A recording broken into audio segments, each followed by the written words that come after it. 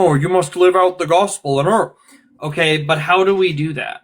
You can ruin a lot of really good sermons by just asking the person how. Like, did you guys notice that he just had a whole bunch of platitudes and all this stuff? Now he says that I'm being carnal, another platitude. Notice this. He doesn't actually make any points. He just launches out a bunch of platitudes that sound spiritual.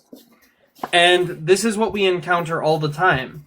So now I'm going to tell you guys how we do those things, because how we do those things matters more than just preaching at people about, you should be doing this. Well, yeah, we should all be doing that. But how? Matthew 16, verse 13. When Jesus came to the region of Caesarea Philippi, he asked his disciples, saying, "Who do men say that I, the Son of Man, am?" So they said, "Some say John the Baptist, some say Elijah, or Jeremiah, or one of the other prophets." And he said to them, "But who do you say that I am?" Simon Peter answered, "You are the Christ, the Son of the living God." Jesus answered and said to him, "Blessed are you, Simon, son of Jonah, for flesh and blood has not revealed this to you, but my Father who is in heaven. And I also say to you that you are Peter, and on this rock I will build my church, and the gates of hell shall not prevail against it. And I will give you the keys of the kingdom of heaven. And whatever you bind on earth will be bound in heaven, and whatever you loose on earth will be loosed in heaven."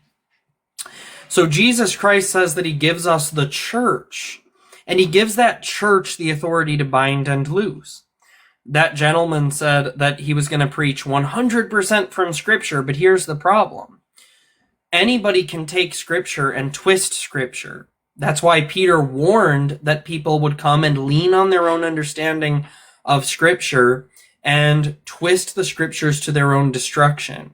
That's what people like this do. And unfortunately, a lot of times these people, the reason why he wouldn't let me respond, by the way, is because what happens is they say a whole bunch of half-truths. But then when you go to respond, they know that the moment you start responding to them, it's going to expose the other half of their statements. And so they get upset and they don't want you to talk. But Jesus gave us his church, and the church is there to guide